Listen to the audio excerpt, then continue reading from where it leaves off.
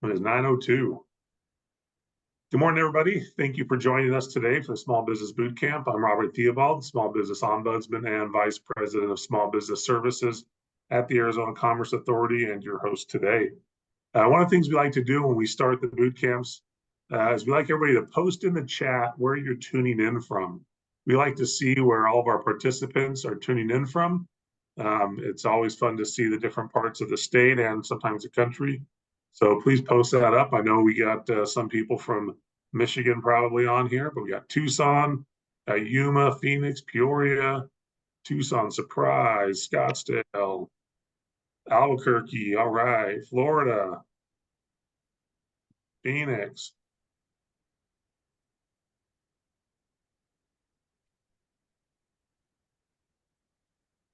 Minnesota, all right. Well, we are covering all over the country today. Phoenix, Tempe,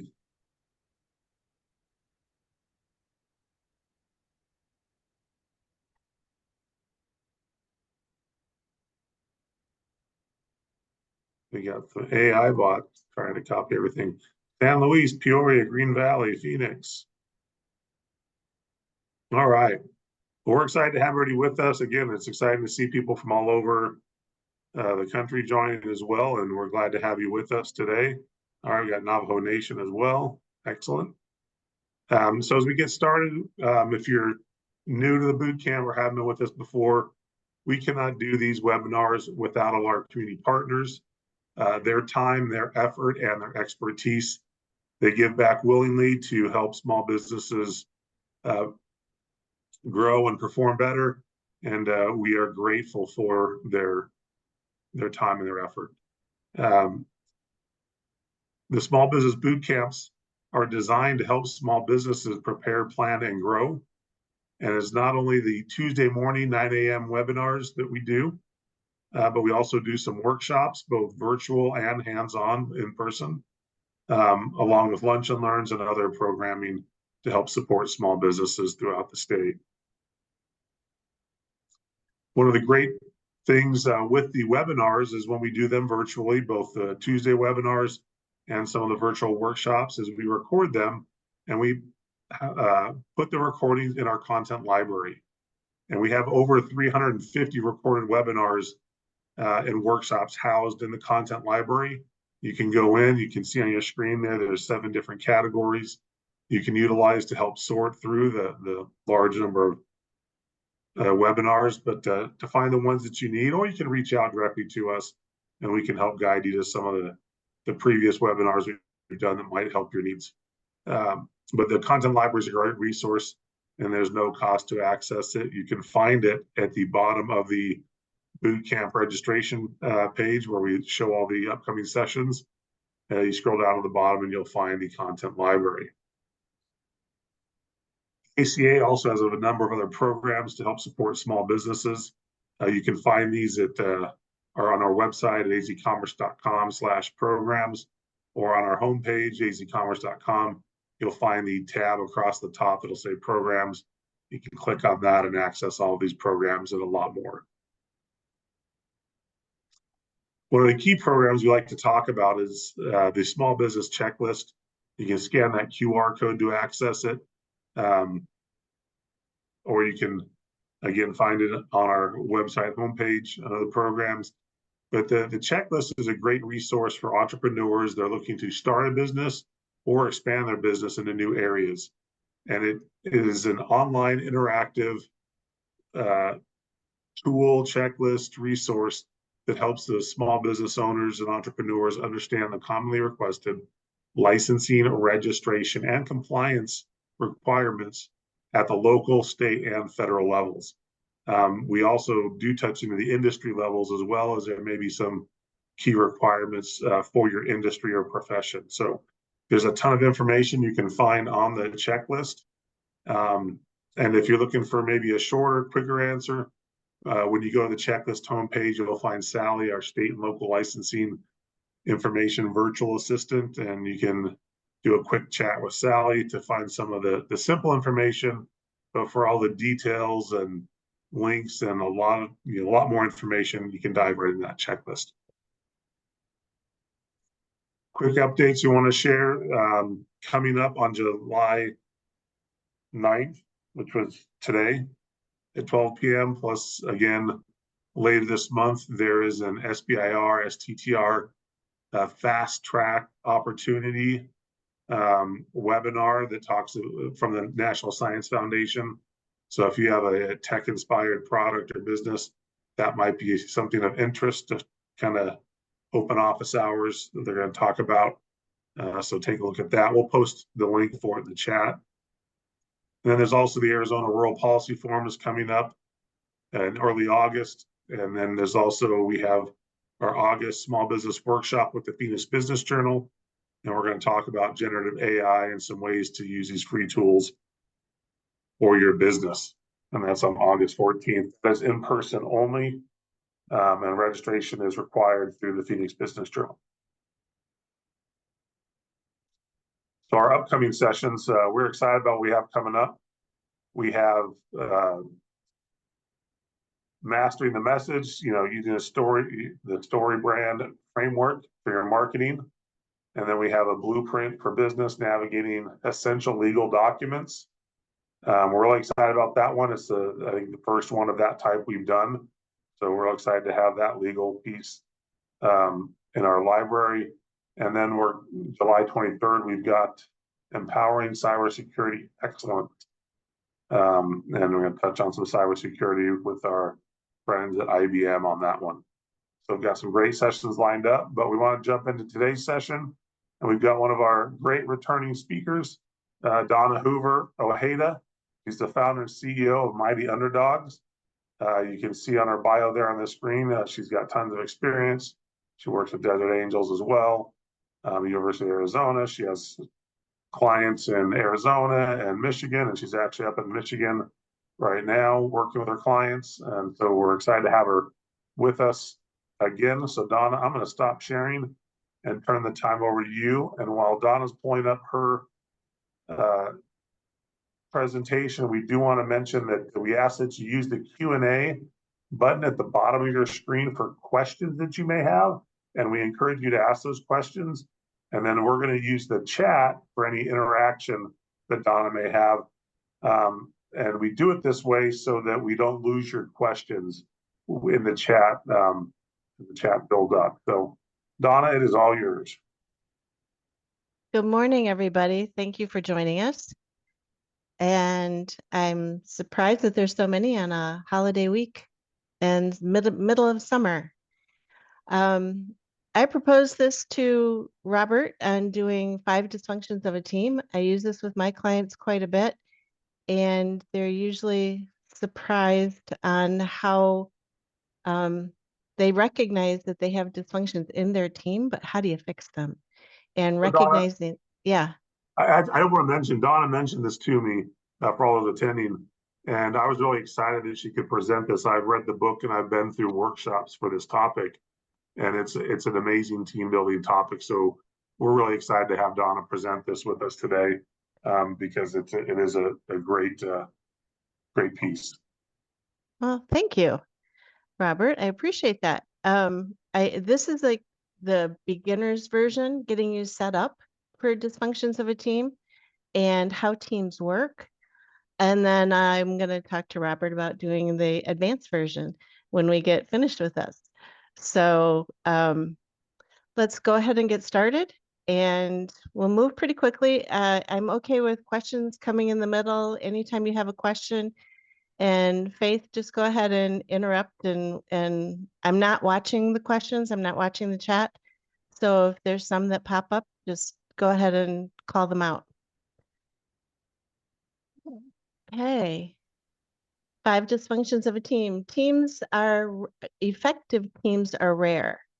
And I have worked with over 5,000 companies for the last 35 years, and effective teams are rare. It's the way people put their teams together and then how they work their teams or don't work their teams. And so I wanted to talk about that and show how groups of people are put together so that you can change it and make it different and know that you know your responsibility in putting effective teams together and working them to make them effective. So our agenda today, just to give a frame of reference, is we'll talk about what is a team, what makes up a team, who is your team, and I'm taking it from like a really big concept of what is a team. Everybody thinks they know what a team is, but let's talk about what makes up a team, how do we put them together, and then what is your team? And then creating a team for collaboration. I hear a lot of people talk about collaboration, but I don't see a lot of people doing collaboration. So that's a good workshop to put together as well. It's what does collaboration look like? And what are the steps? And how do you know you're collaborating? And how do you create the environment for collaboration to occur? And then what are the 5 dysfunctions of a team? If we understand what makes them dysfunctional, we can fix it and make them functional teams. And then better results by overcoming the dysfunction. And then I usually give you at the end a few action items of things that you can do right now to get started and to make a difference with your teams. What is a team? It consists of 2 or more people. I do work with a lot of entrepreneurs and startups that say, well, I don't have a team. I'm a solopreneur. I work on my own. I'm a gig worker.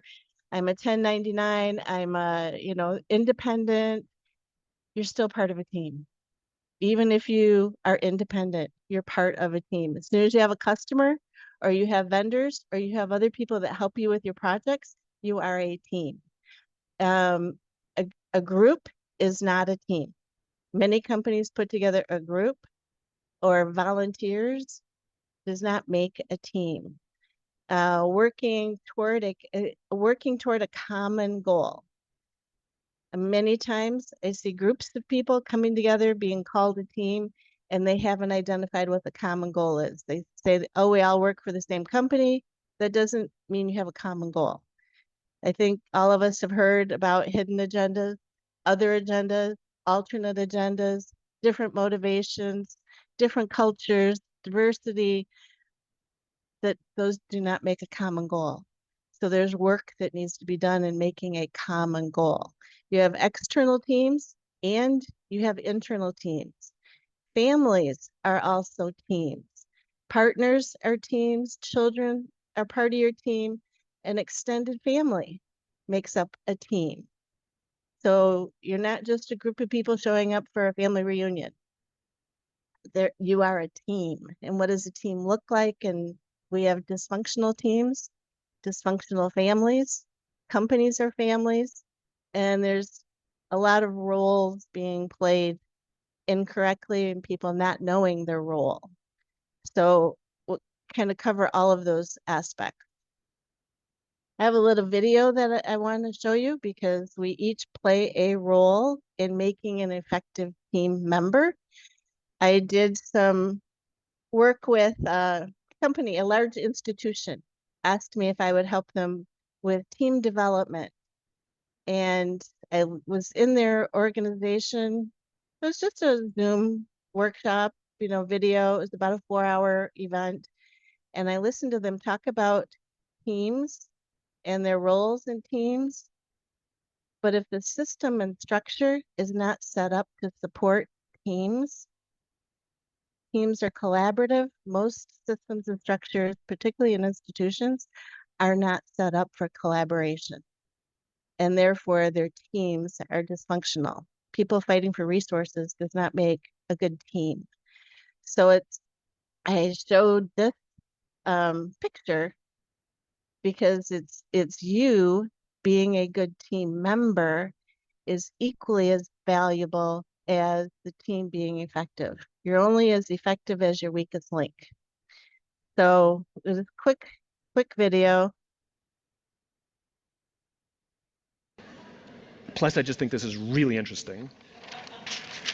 Simon Sinek. So I've worked with the Navy SEALs, and I asked them, like, how do you pick like the guys that go on SEAL Team 6, right? Because they're the best of the best, the best, the best. And they drew a graph for me, And on one side, they wrote the word performance, and on the other side, they wrote the word trust. The way they define the terms is performance on the battlefield and performance off the battlefield. So this is your skills. This is, did you make your quarterly earnings, whatever, however you want to translate it, right? Performance, it's traditional. This is, how are you off the battlefield? What kind of person are you? The way they put it is, I may trust you with my life, but do I trust you with my money and my wife? They're SEALs. This is what they told me. Nobody wants this person, the low performer of low trust, of course. Of course, everybody wants this person, the high performer of high trust. Of course. What they learned is that this person, the high performer of low trust, is a toxic leader and a toxic team member. And they would rather have a medium performer of high trust, sometimes even a low performer of high trust, it's a relative scale, over this person. This is the highest performing organization on the planet, and this person is more important than this person. And the problem in business is we have lopsided metrics. We have 1,000,001 metrics to measure someone's performance and negligible to no metrics to measure someone's trustworthiness. And so what we end up doing is promoting or bonusing toxicity in our businesses, which is bad for the long game because it eventually destroys the whole organization. The irony is it's unbelievably easy to find these people. Go to any team and say, who's the asshole? And they'll...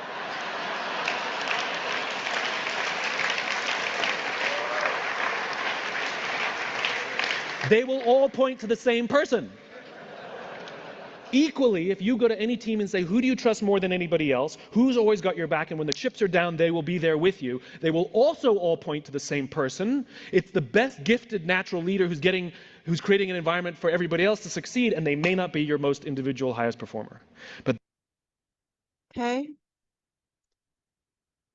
Had to get back.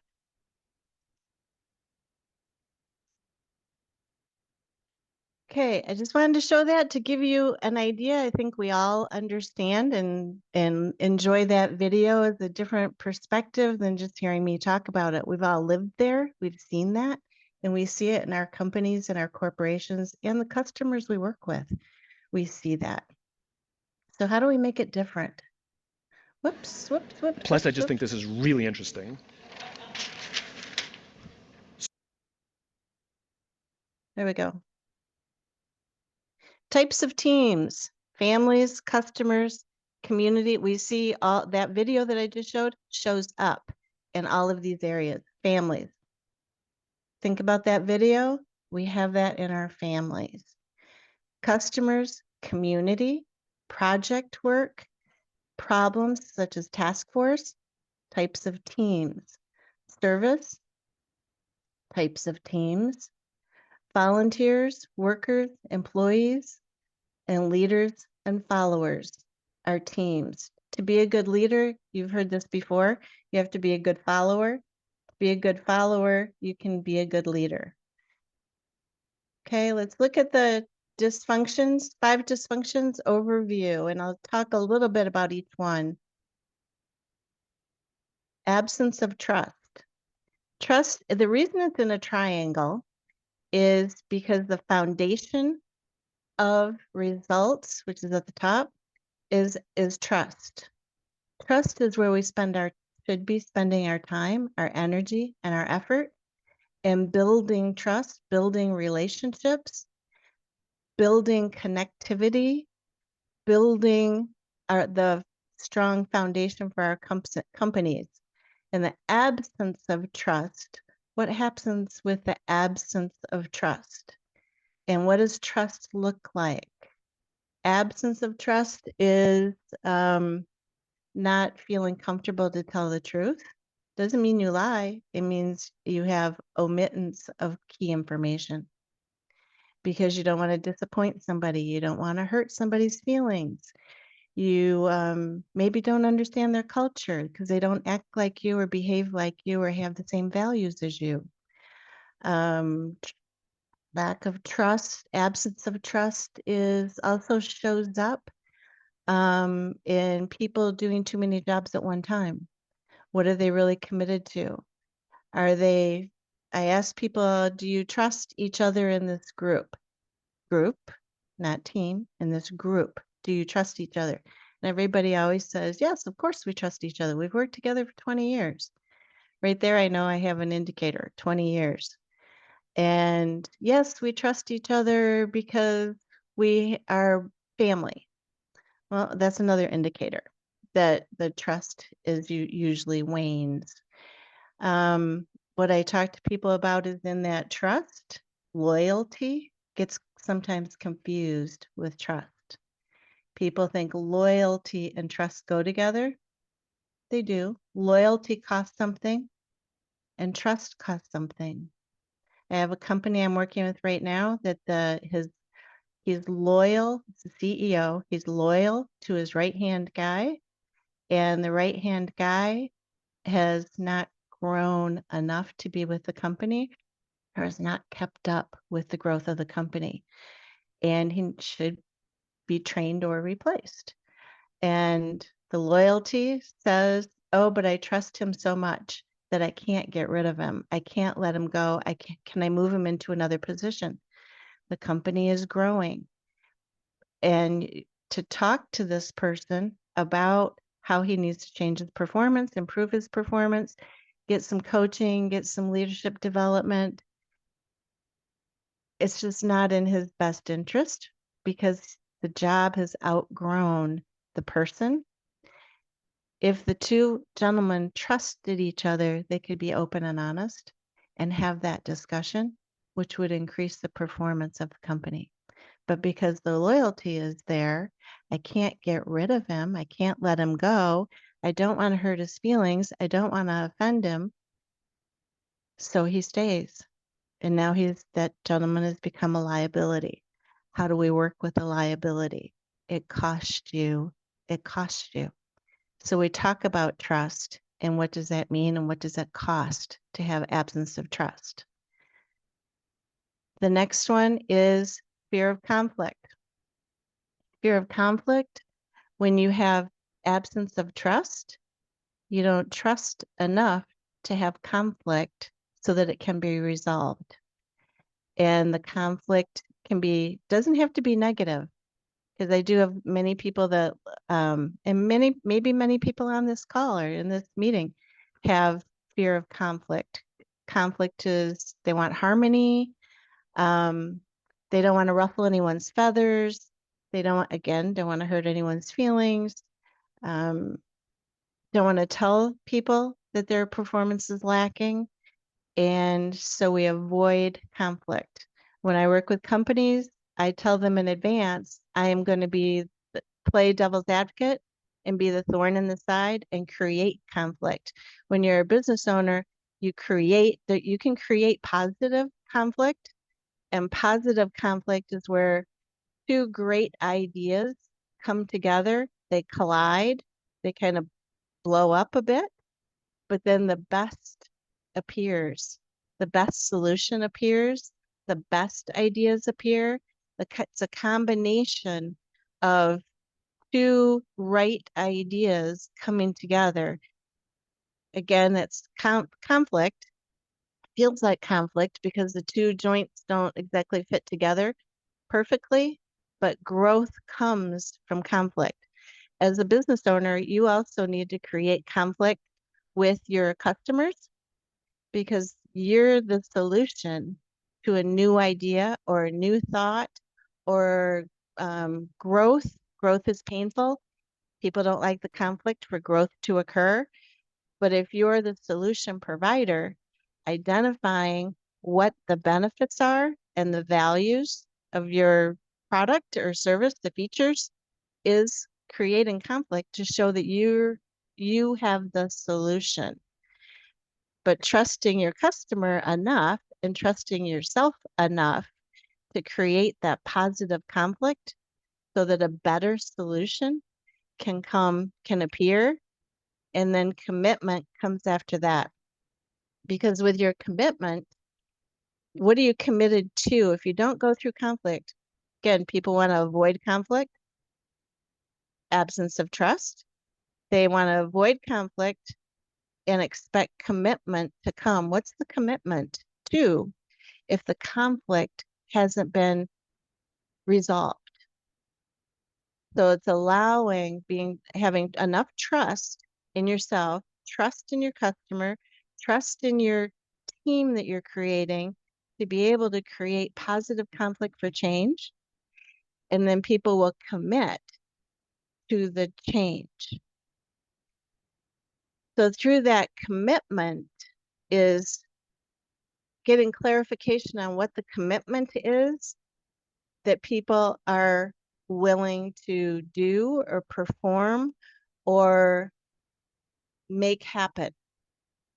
When people sign up and volunteer and say, I'll do that, and then you write down what it is, they are committing to doing that, but that's have clear understanding of what they're committed to.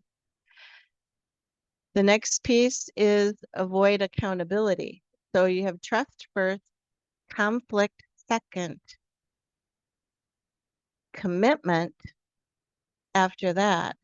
You're committing to what you agreed to in that conflict. Accountability comes next. What are you accountable to? You're accountable to what you committed to, which came from the conflict of the two different ideas coming together and creating something really cool and really special and really different and unique. You're committed to making it happen. You're accountable to what you said you would be accountable to get the results that you expected. Many companies I get CEOs all the time say, I want to improve results, I want better results, more results, greater results, additional results. That improved results is typically what I get. And why aren't you getting the results? Is well, because people aren't accountable. They're not being held accountable. They're not doing what they say they would do. They're not doing it when they said they would do it. Well, that's lack of commitment. It's not commitment to the company, and it's not commitment to the job. It's commitment to the results, the expected results. So you didn't have agreement all the way through. The trust isn't strong enough to go through the conflict that's required to have the best ideas come out and identify the priorities, committed to the priorities, having the accountability to those priorities and then holding people accountable. Many times if you've gone through trust, conflict, and commitment, people will hold themselves accountable. And they will do what they said they would do, not what you told them to do. And then the results will happen. So as a leader, your job is to have clear results and then having good trust. Trusting in your people that they will go through the conflict, commitment, and they will hold themselves and each other accountable so that you don't have to. You're driving the results. And you have agreement on what those results, which are also called expectations. So what are those results and expectations too? Where did you back down to that trust at the bottom? What did you agree to as a whole company? So the 5 dysfunctions, when we go through these, you can really kind of pick out, I think all of you can look at each other in your own teams and see why the results aren't happening or the results aren't coming as you would like them to or as expected. It's not because of accountability. It's more in the commitment and conflict space. And then you can push back down and say, well, was the trust really there? To say, well, I didn't agree with it to begin with. Well, nobody ever said anything. I run into that a lot of times. I would like to put it out there for some questions. Faith, do we have any questions in this area? There are currently no questions in the Q&A. Okay. As a business owner, who is on my team? So now I want to go back. If we talk about trust, conflict, commitment, accountability, and results, then who is on your team? And what kind of team are you building? So as the leader of your business, leader of your, what you're accountable to and what the results are that you're expecting to get, what is your commitment? Who's your commitment to? And what is do you have the trust in your customers to get the results that you both agree to? I started on a new group, a new committee that I know diversity is a big push these days, and putting a lot of focus on diversity. The difficulty with diversity is we have different cultures, different people, and they're motivated in different ways. So when we aim for diverse teams in terms of skills, backgrounds, and perspectives, that's diversity. How I motivate each of those skill sets with different backgrounds and different perspectives, it's difficult to treat everybody exactly the same. As a team, they're treated the same, but the individuals are motivated differently. And so when they can look around the room and say, this is a really good team. Yes, it is. But as a leader, now my job is to keep each one of them motivated and interested and excited so that we get team results, not individual results. Yet individual results are part of a team result. So how do you, as the leader, the team leader, keep that diversity together and keep it leveraged so that it elevates to a higher level? Complementary skills. Many times leaders and team leaders will pick people that think like them, talk like them, act like them, have a group of engineers or a group of volunteers or a group of something that we call in common. And they are like people. They are by skill set, but by backgrounds and perspectives, they are not. So complementary skills, I really need to look at. I think there's some other consultants on this group in this presentation that look at, I know Rose Snyder uses circles or uses shapes. Some use colors. Some use disc, predictive index, very different ways to look at the makeup. I use strength finders to come up with different skill sets and different groups of people that leverage the skill sets of the people in the group so that I don't have everybody being all of the same. Complementary, they can work together, but yet they're going to be very different as individuals. So where one leaves off, the other can take over. Working as an individual, if you have, what do I want to say about that? We have a lot of independent business owners. We have a lot of entrepreneurs are individuals typically, and the individuals have to become part of a team to make a result happen. Complementary skill sets. I look for team members in my circle that think like I do, have similar values, but yet their skill sets are very different. They can help create a positive team and help in different ways make the results happen. Alignment with a vision. Team members should share your vision and be passionate about the company's mission. I think we all know we have team members in our group that may share a vision, but they may not be as passionate as we are. And not everybody always understands what the company mission is. So you have three pieces there: vision, passionate, and mission. How do you keep them all working together and have clarity on what each of those three items are? Is the vision clear?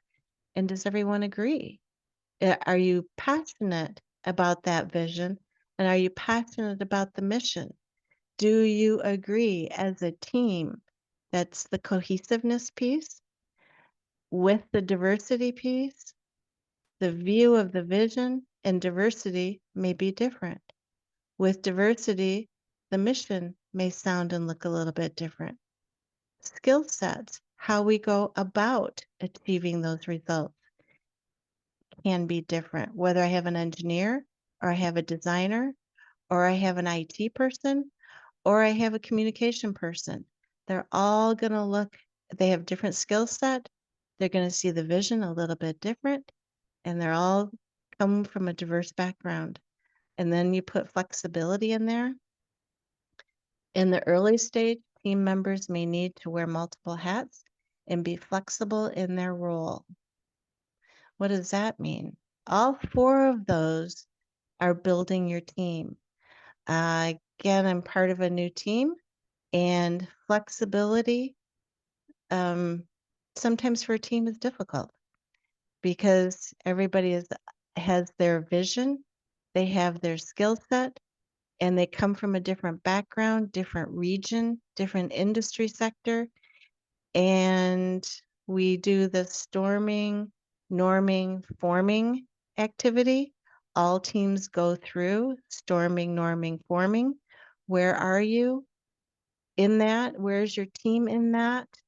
And how do we continue to build alignment with a vision, continue to develop our skills, and continue to add diversity and be flexible is all about building your team strength.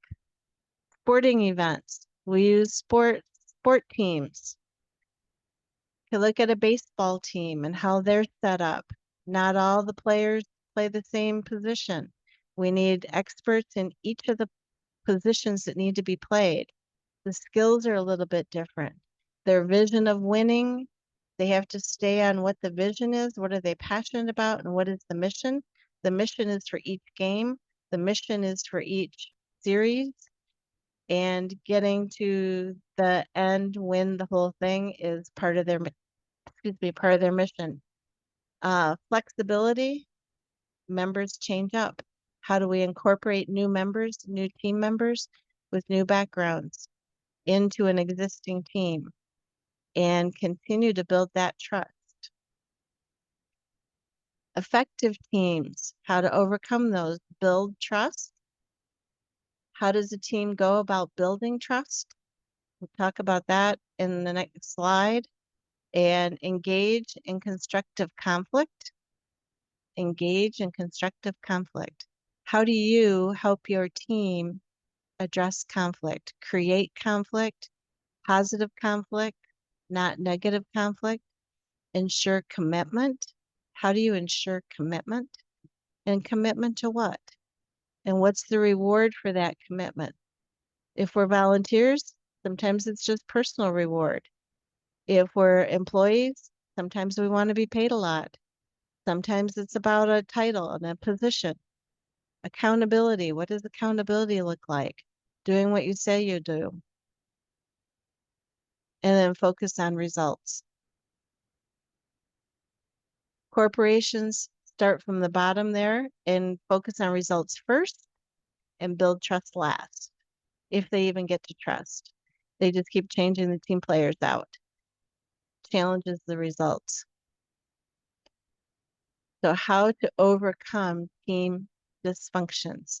Build trust first, engage in constructive conflict second, ensure commitment to the trust and the conflict, and accountability of what you're committed to will equal results.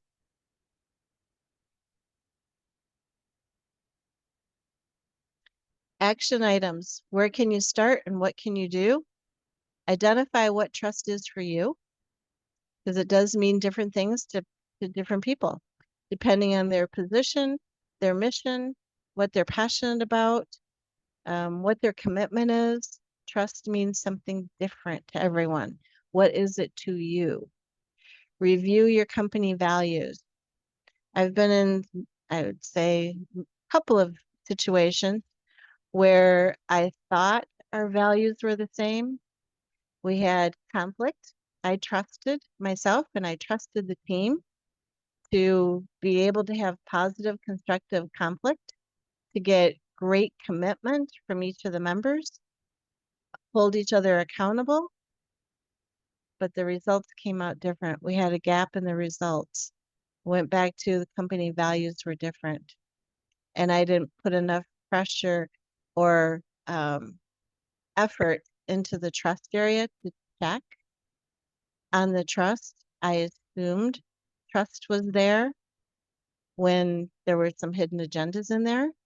So I didn't do enough checking and affirmations on the trust factor.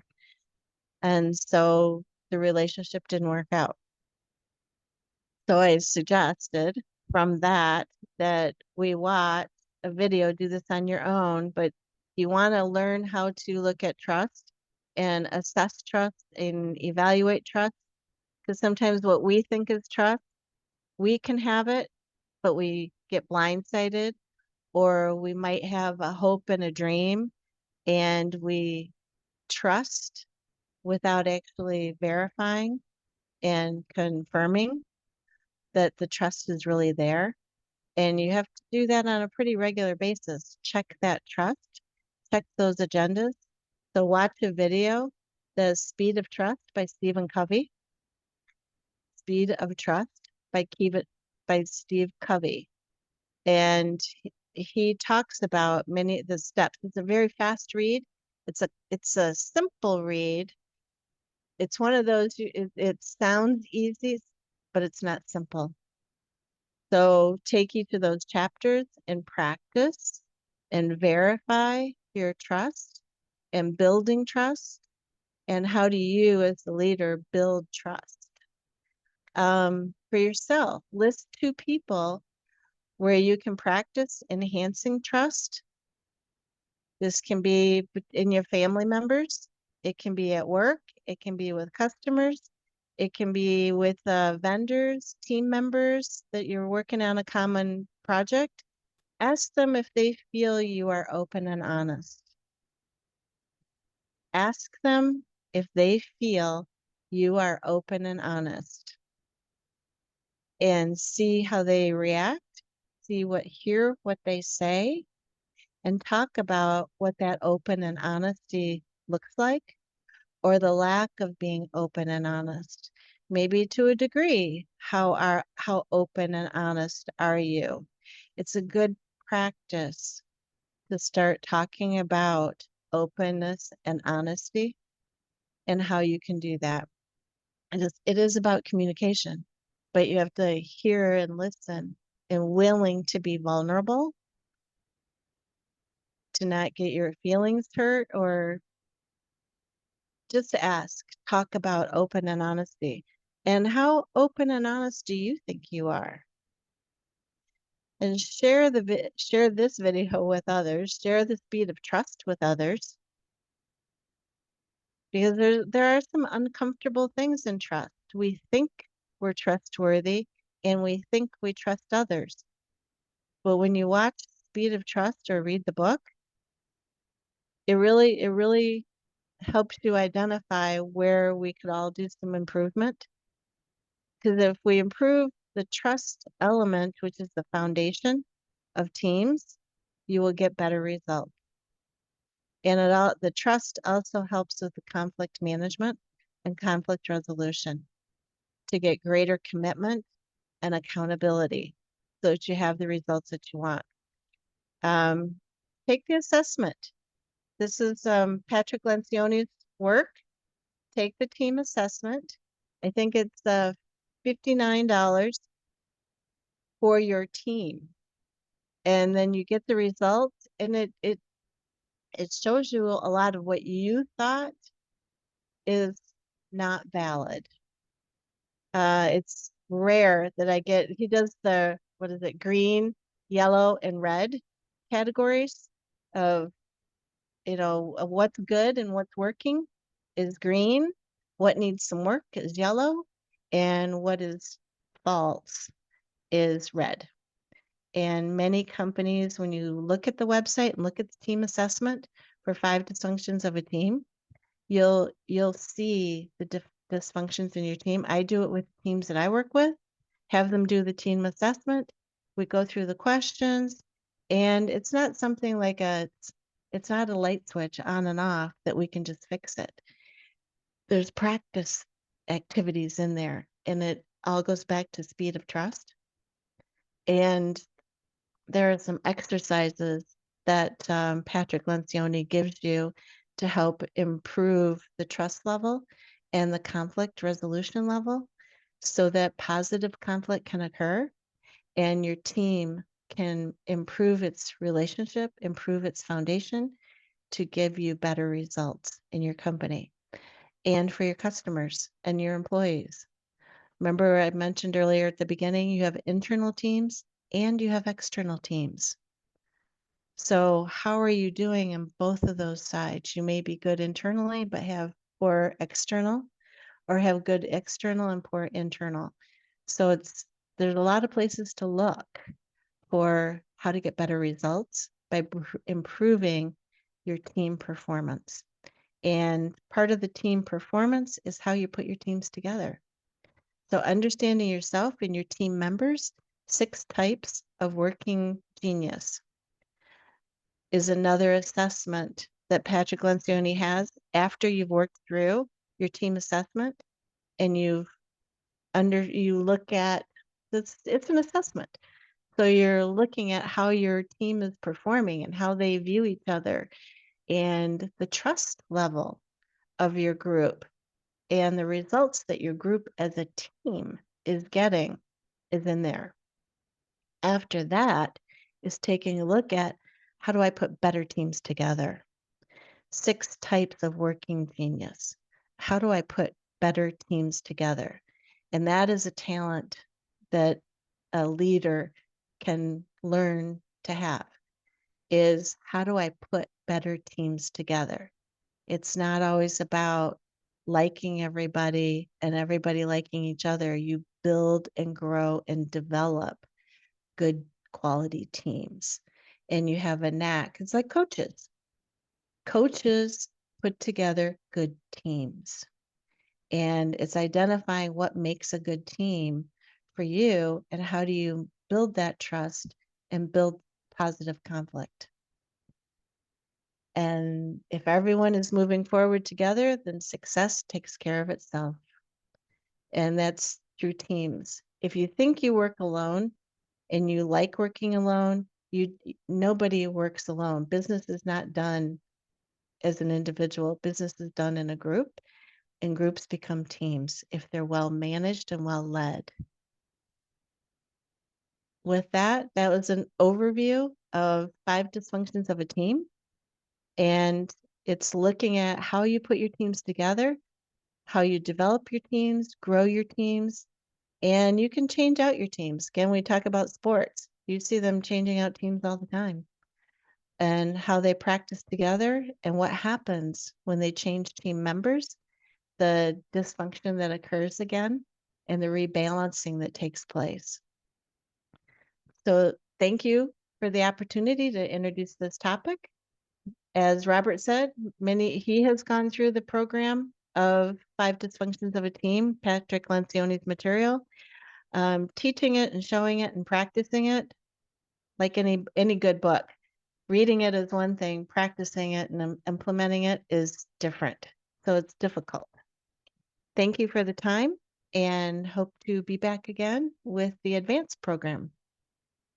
All right, awesome. Thank you, Donna. Do we have any questions about this for Donna? If you do, please post those up in the Q&A at the bottom of your screen. But yeah, Donna, we'll get you back to the advanced version. Sometime we'll get that scheduled.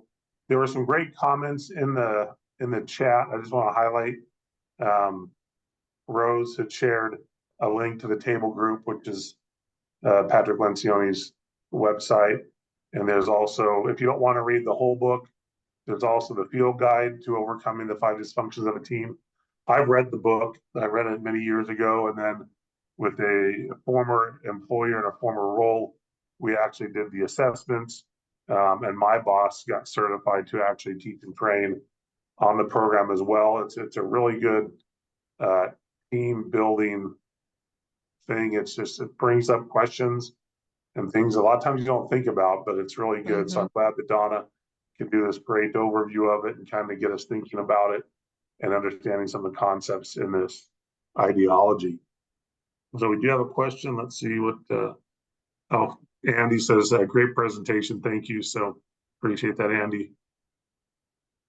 All right. Well, we don't have any questions for Donna. Then we will go ahead and give everybody a few minutes back to their day. I'm sure everybody's got a busy day ahead of them coming off a holiday week. So we appreciate everybody being with us today. We hope you got value out of Donna's presentation. I know I did. And we hope you have a great week, and we hope to see you next week. So until then, be safe, and we'll see you soon. Thank you. Okay, thank you.